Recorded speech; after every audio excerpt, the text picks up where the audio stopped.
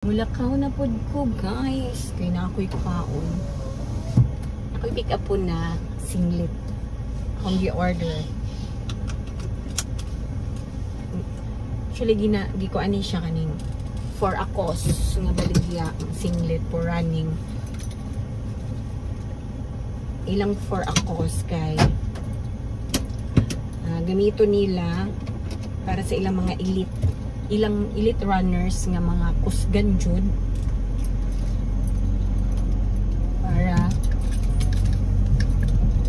para mo join sa Cebu Marathon karon January kay ilang kung ano nila team man sila, Team Forza ang ngalan sa ilang team. Then kasagaran sila mga members are elites kanang makadaog jud guys, mo champion jud. So namaligya silang mga kuan kaning singalan ani ha, mga merchandise, mga singlets, t-shirts for running, mga dry fit. So ilang gibaligya para mo'y ilang gastuson sa pamasahe sa ilang elites going to Cebu for the Cebu City Marathon. Pamasahe, hotels and food. So ilag yung gastusan guys kay mudaog banggod. So murag 5 sila ka elite runners. So ilang na kuan, ilang na oh my god, kusog kayo padagan. Ilang na hunahunaan nga mamaligyan na lang sila mga singlets. Ang nakasulat ko silang singlets or t-shirts, Team Forza. So actually ganahan magug ko sa ilang tela. Kuan kay ilang tela guys kaning super smooth ni piece. Napod may mga singlets ngayon ana. So na-try manggod na ako ang tela. So ganahan ko. So ni-order ko last night. And then karon ako nang pick up po. So pick up po na nato guys.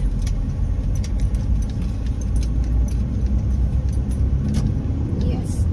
Syempre as a runner po, mo support jud ta guys. Ato pong suportahan para matabangan po nato sila. So mani karon na going na ko. Grabe. Super init.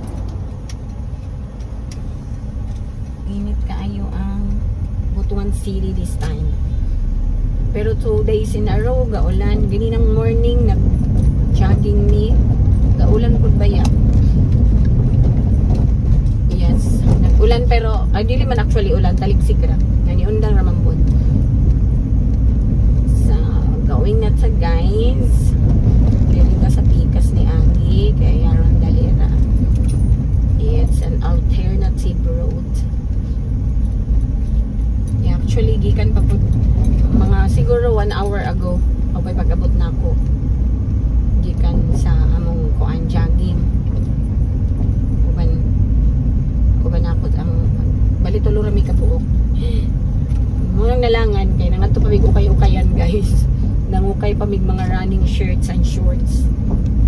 Akong giuban si Ma'am Melts. Si Ma'am Melts actually she can afford brand new. Tapos katawanan lang tayo kay paghagad na ako sa iya giganahan siya. Sige siya. Okay ta. Yes. Actually ako guys kadaghanan sa akong mga kuan running shorts, running shirts, mga sports bra, they are mostly ukay-ukay jud. Actually ukay-ukay is the best good guys kay ngano mga branded. They are branded good as in. And then aside sa ilang pagka-branded, grabe pa jud ka ligon.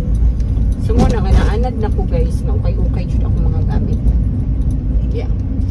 I'm proud to say ng akong mga sportswear, they are ukay-ukay. Ganina naka-ukay ko isa ka running t-shirt, and then 2 running shorts.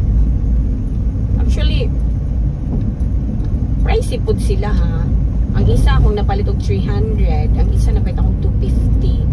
Tapos itong singlet or itong t-shirt, kuan, 100 na hinuon siya. But they are branded sa nasa mga names, OMG. Una nga. Yeah, I am proud that I'm using ukay-ukay. Yan mo ito nga nalangan mig uli. Humana magpangapin ng la. Nangan ito pamigukayan. So, nakaabot siguro ko sa balay 8:30. Yan. Then, i-prepare pa na ako pang gilabhan. Gihumulan pa na ako og kuan. Gihumulan ako og baking soda. So, I will tell you guys, pag mamalit mong mga ukay-ukay, ayaw sa ninyo labhi dayon, ihumol sa ninyo sa water with baking soda. Yes guys, baking soda, you heard it right. Okay. Ang baking soda guys, maka-remove siya og mga germs. Even sa inyo mga food, like mupalit tayo mo og kuan, mupalit mo og fruits and veggies. Ang inyong buhaton, ihumol sa ninyo sa water with baking soda. Okay, mostly kanang mga gulay and fruit, especially dili organic, ila jud nang ihumol guys. Butangan nilang sodium or ang uban butangan mo formalin para dili madamot. So mo ninyong buhaton, ihumol ninyo sa baking soda. Yan, ganina nga akong giukay ako sa gihumol sa baking soda. Ay haano na ako siya gilabhan. Ano the best? Use baking soda. Ano akong ikatambag sa inyo guys. Daghan pa gamit ang baking soda guys.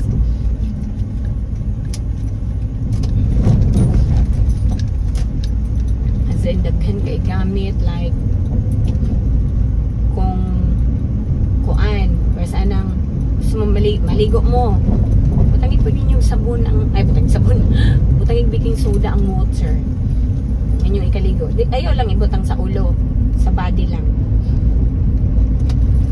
Dito siya gamit actually for smelly shoes. Kaya hindi na malikayan guys. Kung nimaho yung shoes, butangin baking soda powder overnight inside sa shoes. Yes, mawala jud guys ang baho sa inyong tiil, promise. Tuon lang mo sa ako. Kaya ako na nang na-experience tanan. Yeah. When I was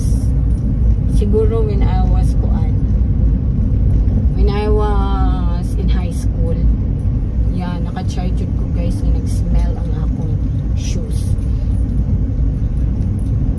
So, ako siyang nakita sa mga kuan, basa-basa ko sa DIY to remove the smelly feet and shoes. Yeah. Use baking soda. Powder, imong ihumol sa imong dili humol. Baking powder.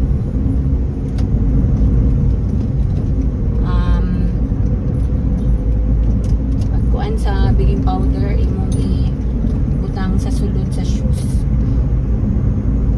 Ano siya guys? Mawala jud ang baho sa imong tiil and your shoes also. Ano siya guys? So, duol na ta. Duol na ta sa atong destinasyon.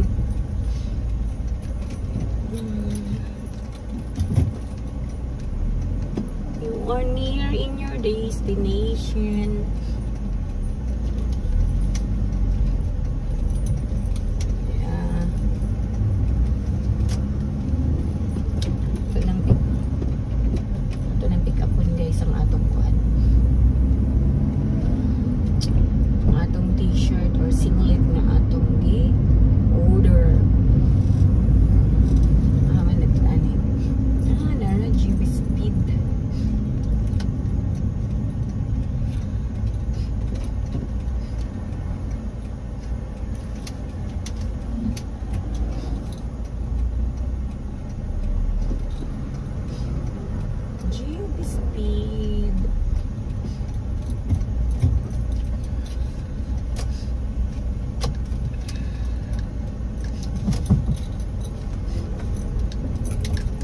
Okay.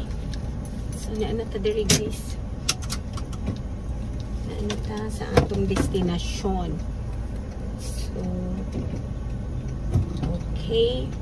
We'll update you later. Okay, ito na. Na guys, ako nang nakuha. Team Forza. Ayan na siya. O, din na ako gikuha. Ayan na. Diya, sila tires.